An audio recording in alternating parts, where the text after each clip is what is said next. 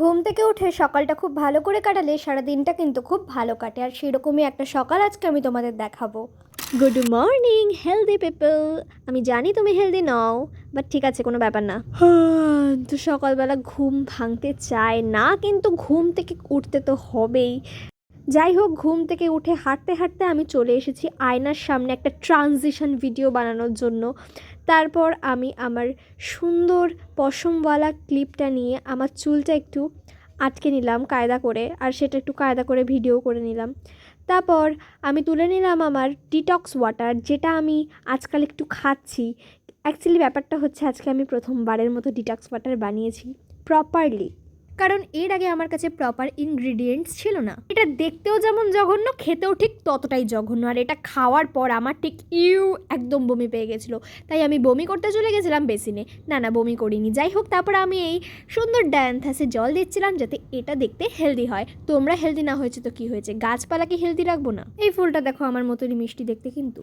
যাই হোক, তারপর মনে পড়লো যে আমাকে দাঁত মাজতে হবে, মুখ ধুতে হবে, এবং দাঁত মাজার পর আমার হঠাৎ করে মনে পড়লো আমি কালকে রাত্রি ভালো করে দাঁত মেজেছিলাম, তাই সকালে না মাজলেও হতো।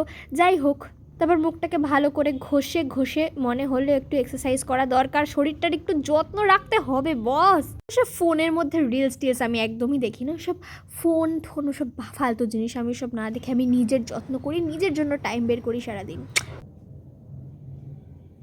এই সব ভিডিও করার কি আছে, ক্যামেরা বন্ধ কর।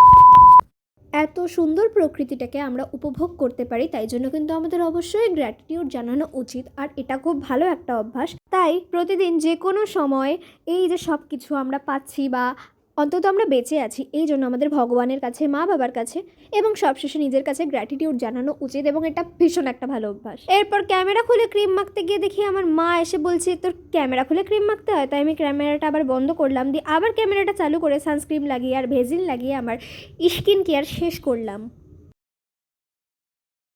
সকালবেলা একটু দুধ চা খাওয়ার ইচ্ছে হলো, তাই খেলাম। এমনিতে আমি এখন খাই না, আগে খেতাম, এখন অভ্যাসটা ছেড়ে দিয়েছি।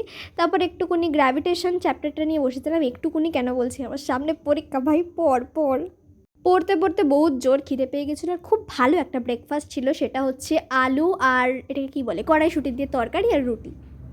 তারপর খেয়ে একটুকুনি কজি হয়ে আমি আবার পড়তে বসে গেছিলাম, আর গ্র্যাভিটেশন চ্যাপ্টারটাই আমি পড়ছিলাম, কন্টিনিউ করছিলাম। পড়তে পড়তে ল্যাদ খেতে খেতে বেজে গেল একটা। তারপর আমার মনে হলো চলো স্নান করতে যাই, কিন্তু আমি স্নান করতে যাইনি, আমি শুয়েছিলাম। তারপর আমার ইনার সেলফ আমাকে বললো, না ভাই তোকে স্নান করতেই হবে। তাই আমি গেলাম আর স্নান করে চলে এলাম।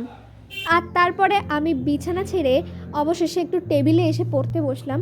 আর আমার একটা খুব বাজে অভ্যাস আছে, আমি এখনই বলে দিচ্ছি, সেটা হচ্ছে ব্লগ কন্টিনিউ না করা। আমি দুপুর এবং সন্ধ্যা অবধি তো ব্লগ কন্টিনিউ করেই নিই, কিন্তু তারপর আমি আর ব্লগ করতে ভুলে যাই, ব্লগ করতে ভালো লাগে না, তাই জন্য আমার ব্লগগুলো অসম্পূর্ণই থেকে যায়। এই ব্লগটাও সেরকমই, আমি দুপুরের পর আর ভিডিও করিনি, শুধু সন্ধ্যাবেলা 1 কাপ চা নিয়ে একটু ভিডিও করেছিলাম। এবার সব শেষে একটা কথা বলি, আমি আমার লাইফ নিয়ে একদমই স্যাটিসফাইড নই বস, এই জন্য আমি এখন রেগুলার ভিডিও করিও না। এইসব নিয়ে নেক্সট ভিডিওতে আমি শেয়ার করব। ততক্ষণ টাটা, বাই বাই। ভালো লাগলে লাইক, কমেন্ট, শেয়ার যা যা হয় করে দিও, বাই।